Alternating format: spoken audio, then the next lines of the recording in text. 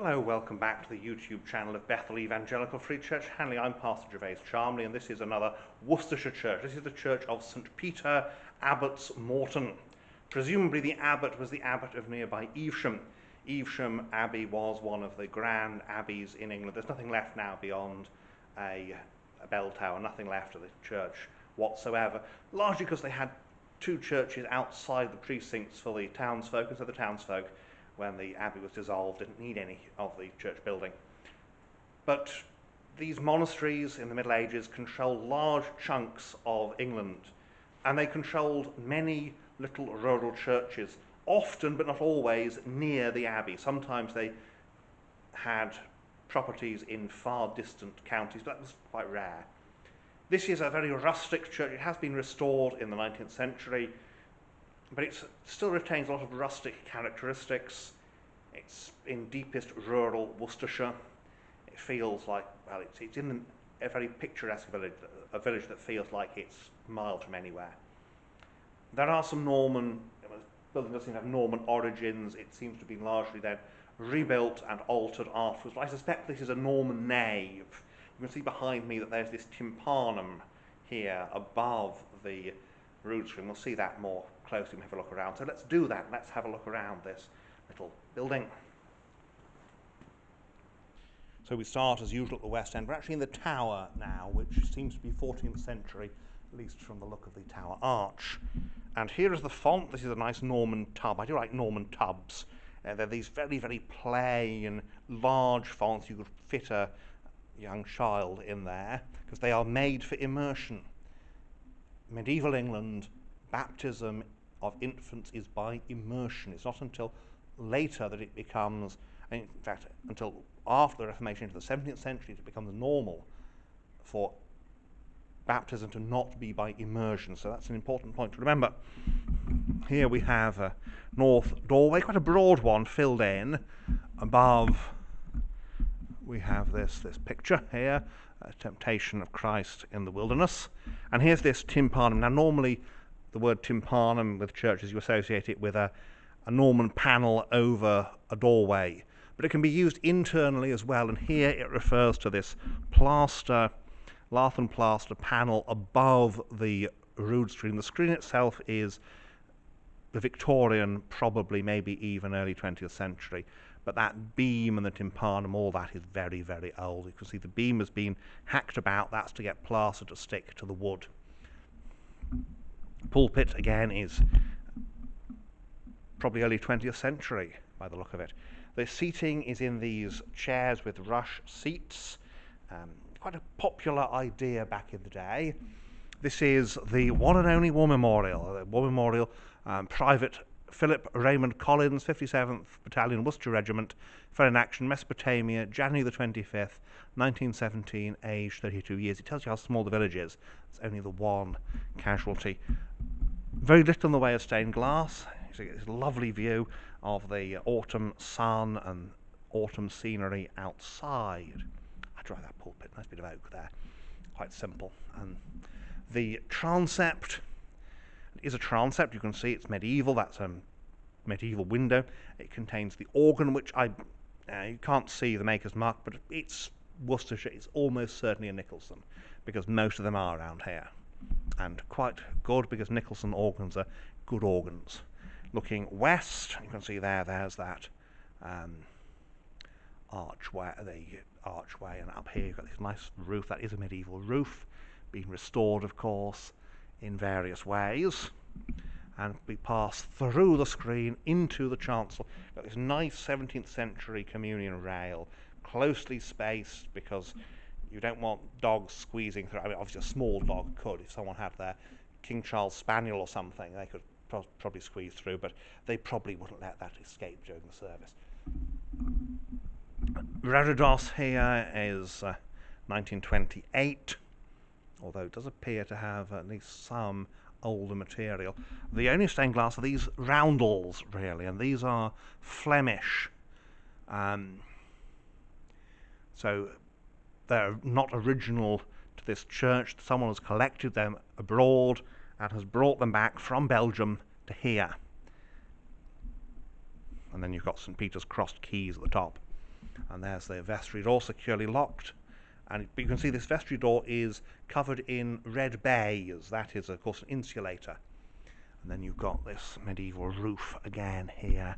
And there's the lectern, which is inside the screen, which means more room for seating outside, because it's all seating. There's no choir stalls in there. A nice organ. There's a nice organ there. And wander into the transept, and we find that there is here's a memorial to let's see the name, John Hubendgent, and it's 1786. Oh, here's some there's a bit of medieval glass top of those windows, look, and there's a piece of later armorial glass. So very nice back end of organ pipes, and get this lovely view from here, see across to the War Memorial. Very simple. Again, a lot of these rural churches, very simple, very rustic. Restoration, of course, has happened. The pews have been taken out, but it's been a very simple restoration. How many bells have we got? We've got 4 bells in there. 4 bells. And they generally, people, when they want to do change ringing, people like to have at least 6. But there's only 4 here. So that, before we go out, look at this. This is medieval wall painting. A little bit of medieval wall painting. Just this bit of red ochre. So that is a little hint of what was here before the Reformation, but today it's all whitewash and clear glass and a bit farmhouse kitchen, and all the better for it. Well, let's have a look outside then. And so here we are outside at St Peter's, Abbots Morton. Now, Morton is quite a common English place name. It means the township on the moor, or the settlement upon the moor. Ton, of course, is related to town, but it can mean something as simple as just a scattering of houses. And of course it belonged to the abbot, probably, as I said before, the abbot of Evesham. You can see what a simple building this is behind me. It's a little bit, well, it's wonderfully rustic, and a little bit, some of the walls are leaning a bit, and all of that just makes it that much more attractive and lovely as a rural church. So let's continue having a look around and look at the outside. So here we are outside. The abbot, of course, would have been responsible for paying a curate, or a vicar rather, to look after the church. It would at one point have been a monk, but it was eventually ruled that monks should remain in their monasteries, and they should employ a secular priest, i.e. a priest whose job it was to be outside in the world to do the work here, or in any church held by one of the Benedictine abbeys. You can see here this typical 2-cell structure, nave and chancel, very good, very posh ashlar stonework, and that says that although it's small, it's high status. And we have here this window. Look at that window with that tracery. Again, that is late medieval. Beautifully done, beautifully done. And that rose growing outside, nice and rustic. Priest's doorway, a little square window there. Square-headed window here, and we've got this porch which leans a bit, which is nice. Probably is medieval woodwork in there somewhere. And there's that 14th century doorway that leads through into the church. And we've got a couple of old benches here. Look at that. Actually, I say old benches. These are medieval. These are medieval seats. That's what you'd sit in if you went to church in the 16th century. But they've moved them out into the porch.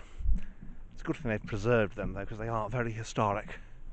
Bell tower restored 2015, it says. Well, that's good, because that means they can ring the bells. Because sometimes when you've got these four bell towers, they go, well, it's only 4 bells. We don't need to restore it. And you can see how the porch it's solid. Now, there may very well be a medieval open-sided porch within that, but it's been enclosed basically to make it a bit nicer in the winter when it's chucking it down or snowing. Where sheep may safely graze beyond, of course. And there's a hollow way that leads, now a footpath, there's a hollow way that we're walking down that leads here into, and he's after the churchyard. And there we go, look at that tower.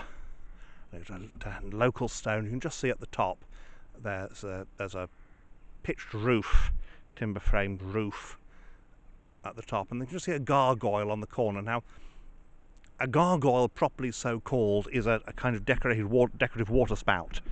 So if you've got a sculpture on the outside that hasn't got water coming out the mouth, it is not a gargoyle, it is a grotesque. Nothing wrong with grotesque, but they are not gargoyles. But that up there is a gargoyle. There would have been 4, but there's only 1 left now. There is the north side, and we have this lovely, lovely transept. See that buttress there? That says, oops, we need to support this wall a bit better, because that is not a decorative type buttress at all. And it happens. We marvel at medieval architecture when they get it right.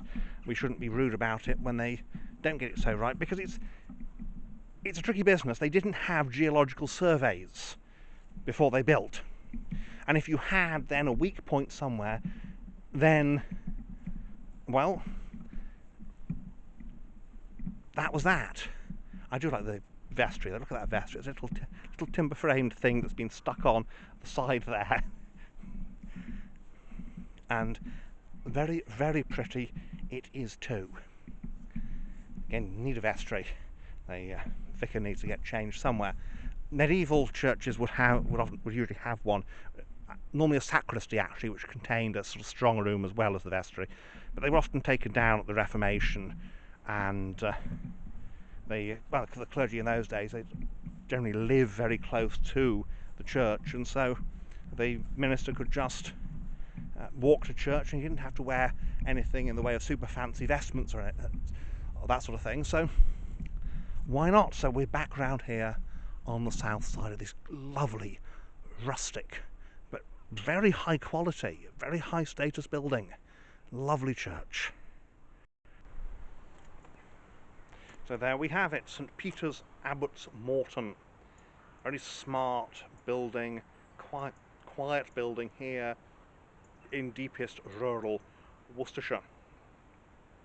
There's a lot of interesting churches around here. I mean, the last several videos I've done have been within a few minutes of one another, and each church is worth seeing, this one included, all for different reasons, because they're all different from each other. So it's not even like you've got all these churches that are very nice, but they're all very, very similar, but they're all very, very different and all have their own special character. Well, thank you for watching, and if you're ever in this area, do come and look at these churches yourself. Video cannot do them justice, and you can't get the atmosphere of autumn, early autumn as it certainly feels like, and also before the clocks go back. So early autumn here in Worcestershire is just wonderful, really beautiful. Well, thank you for watching again, and may God bless you and keep you until next time.